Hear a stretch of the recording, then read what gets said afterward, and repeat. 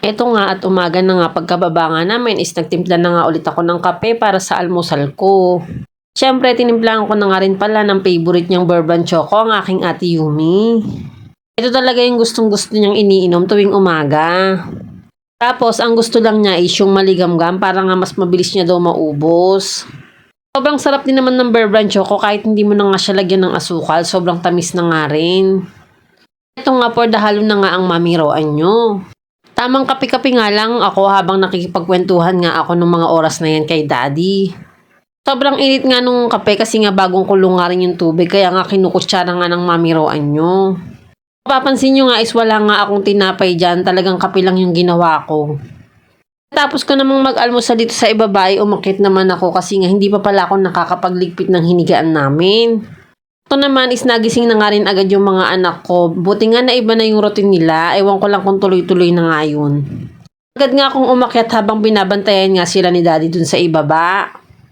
Siyempre ito nga nag-ayos-ayos na nga ako ng higaan namin. Tapos ko nga mag-ayos is nagwalis-walis na nga ako gamit nga pala tong mahiwagang walis tambuko na hindi ko nga mailit-gulit go. Okay pa naman yan as long as nakakadala pa rin naman ng dumi at alikabok. At nakita nyo naman yung mga dedehan ng anak ko, sobrang dami nga, naglalaglagan pa nga habang nagwawalis ako.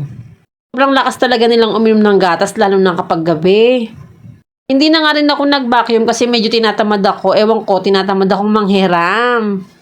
Ayan, for the walis na nga lang talaga ang mamiroan yun. Hindi ko ba malaman kung saan ba nanggagaling yung mga alikabok na yan. Hindi ko na nga rin pala nabidyohan yung pagluluto ko nitong ulam namin na nilagang baka. Kasi nga ginamit nga pala ni daddy tong cellphone, nanonood kasi siya ng Netflix eh. At dahil tanghali na nga rin ay sumandok na nga rin pala ako ng aming kakainin sa pananghalian. Gawa rin pala si daddy nitong sausawan na sili na may kalamansi at patis. Ito nga for kain na nga rin kami ni daddy nung mga oras na yan. Sobrang sarap nga ng pagkakaluto ko kasi nga baka yan eh. Ito talagang nilaga ang pinaka-the best na luto para sa baka. Mapaparami ka talaga ng kain, lalo na yung paghigop mo ng sabaw. Sobrang sarap. Medyo nakakasira nga to ng diet, char. Hindi ko nga pala ugaling mag-diet. Ang sarap pa yung kumain. Tapos nga pala nakabili pala si tatay nitong 2 pirasong tilapia. May nagloko kasi kanina. Sobrang laki nga nito at sabi nga niya islinisin nga daw namin ni daddy. Sugat kasi si tatay sa daliri kaya hindi siya pwedeng makapagbasa ng kamay. Dahil hindi naman talaga ako marunong maglinis ng isda, sinabi ko nga kay daddy na siya na nga lang ang maglinis. Kaso nga si daddy hindi nga rin marunong at first time nga lang din niyang maglilinis nito. Sabi nga ni tatay is pang ihaw nga daw tumamayang gabi at pang ulam na rin sa hapunan namin. Bandang hapon naman is naisipan ko na nga na mamlansya ng uniform ni ate Yumi.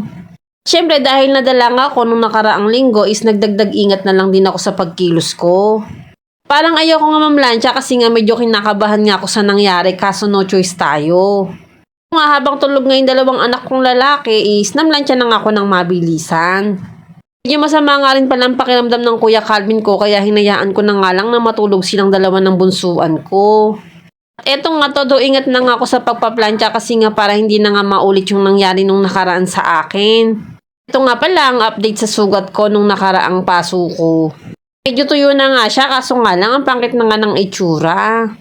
Kaya tayong mga mami, ingat tayo lagi sa mga kilos natin. O siya hanggang dito na lang po muna. Salamat po sa panonood. Bye!